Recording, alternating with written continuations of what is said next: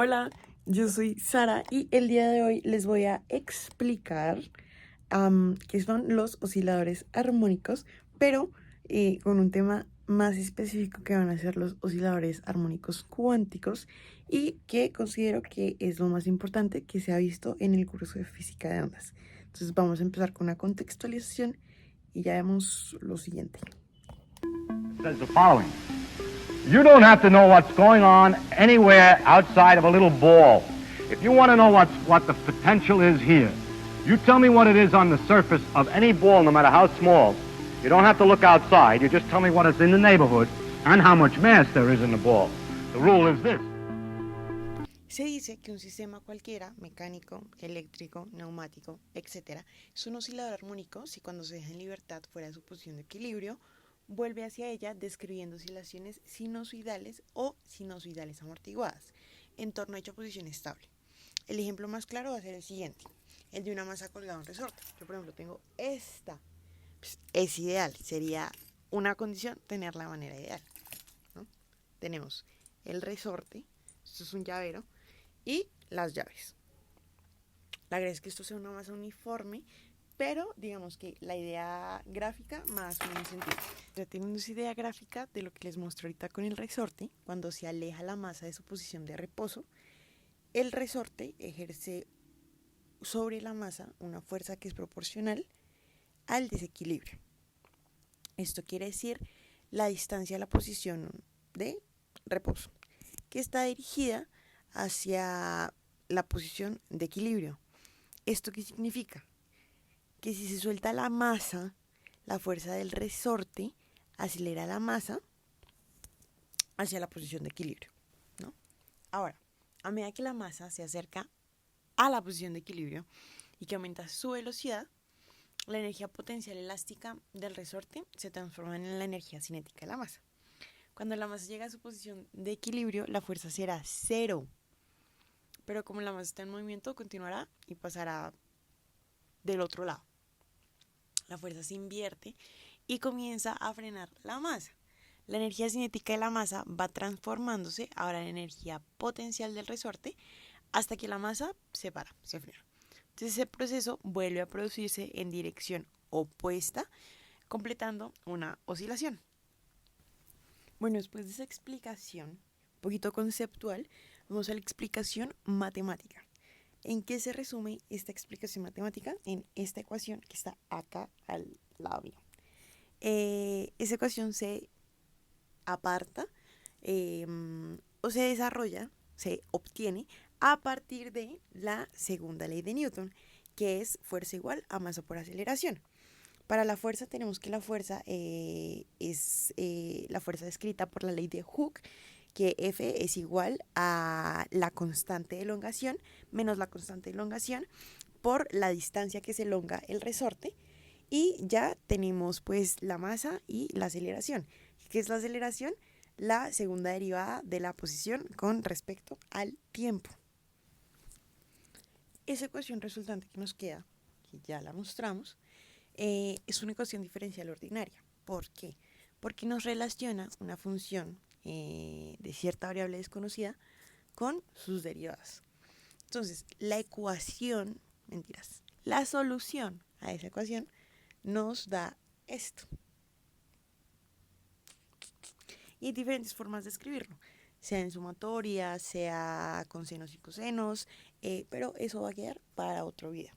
Bien, ahora pasamos a una hoja de cálculo para explicar mejor esto y pues la parte matemática.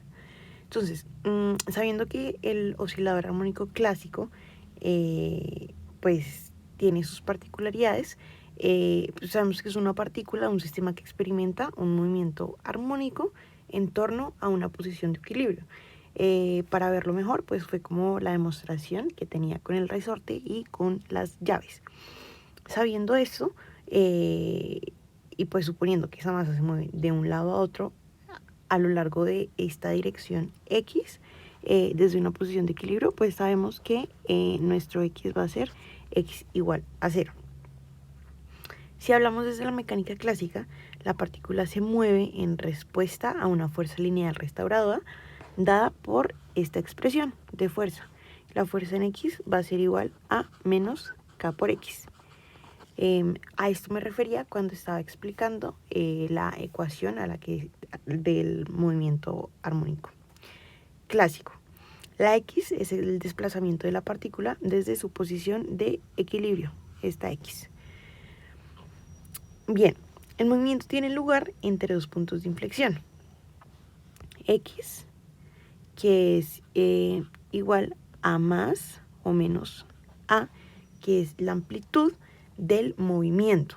Y la posición del objeto varía periódicamente en el tiempo con una frecuencia angular y su expresión está por la raíz cuadrada de K sobre M, que son las constantes de el sistema. Entonces, esa frecuencia angular, como vemos, depende de la masa m del oscilador y de la constante de fuerza K, de la fuerza neta del sistema. La solución, digamos, a la ecuación diferencial que nosotros mencionábamos antes, m de x de segunda de x sobre dt cuadrado es igual a k sobre m. La solución a esta ecuación diferencial viene siendo x de t igual a la amplitud por el coseno de omega t más el desfase phi. Y hablando de la energía total en un oscilador, que es la suma de la energía cinética y la energía potencial elástica de la fuerza. Entonces nuestra energía total del sistema nos quedaría de esta manera: 1/2 de la masa por la potencial elástica al cuadrado más 1/2 de la cinética por x cuadrado. Entonces, estas son las dos expresiones más importantes que se tienen que tener en cuenta para ahora utilizar ese análisis en el oscilador armónico cuántico. Resulta que la formulación clásica no es general porque no se puede usar para describir las vibraciones de las moléculas diatómicas. Entonces,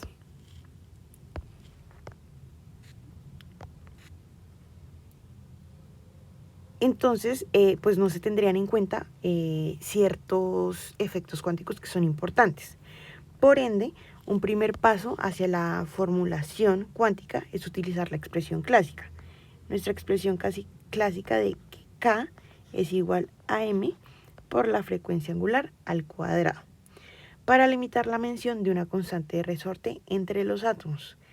Entonces, sabiendo esto, la función de energía potencial se puede escribir de una forma mucho más general, como U de X igual a 1/2 de M por la frecuencia angular al cuadrado por X al cuadrado. Este es el primer paso para entender lo que viene siendo un oscilador armónico cuántico. ¿Qué pasa? Que ya después esto se mete con lo que es la ecuación de Schrödinger, que es independiente del tiempo, y se obtiene otra expresión que relaciona ciertas derivadas de operadores cuánticos con la constante de Planck y otros temas muchísimo más complejos que lo que se está explicando en este caso. Entonces, por eso era una breve introducción y espero que se haya entendido la mayoría de las expresiones aquí mostradas.